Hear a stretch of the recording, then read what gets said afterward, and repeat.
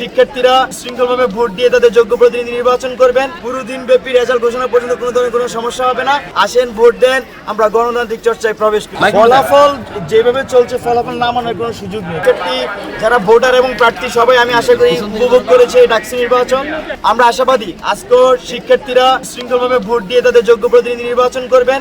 আর শিক্ষার্থীদের ভোটের মাধ্যমে যে প্রতিনিধি নির্বাচিত হবেন তাকে সবাই স্বাগত জানাবে, এটাই স্বাভাবিক। এক্সট্রিম মশার কয়েল প্ল্যান্ট ফাইবার দিয়ে তৈরি, তাই সহজে ভাঙে না, সুগন্ধিযুক্ত ও নিরবিচ্ছিন্নভাবে জ্বলে। ডেঙ্গু, চিকুনগুনিয়া বাহি সহ যে কোনো মশার বিরুদ্ধে দেয় এক্সট্রিম সুরক্ষা। এটাই আমাদের আশা। আমরা আশা করি পুরো দিন ব্যাপী রেজাল্ট ঘোষণা পর্যন্ত কোনো ধরনের কোনো সমস্যা হবে না।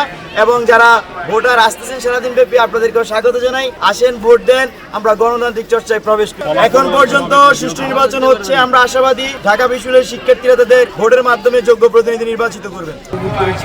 আজকে সকালটা আলহামদুলিল্লাহ ভালো পরিবেশ হয়েছে। যারা ভোটার ইতিমধ্যে দেখেছেন তারা প্রত্যেকটা ভোট কেন্দ্রে কিন্তু মানুষজন এসেছেন, ভোট দেওয়া শুরু করেছেন ইতিমধ্যে। তো আমরা আশাবাদী যে ঢাকা বিশ্ববিদ্যালয়ের শিক্ষার্থীরা তাদের যোগ্য নেতৃত্ব নির্বাচিত করবে। আমরা একটু আশা করি যে আমরা সুন্দর একটি ফলাফল পাবো, কোনো ধরনের সমস্যা হবে না।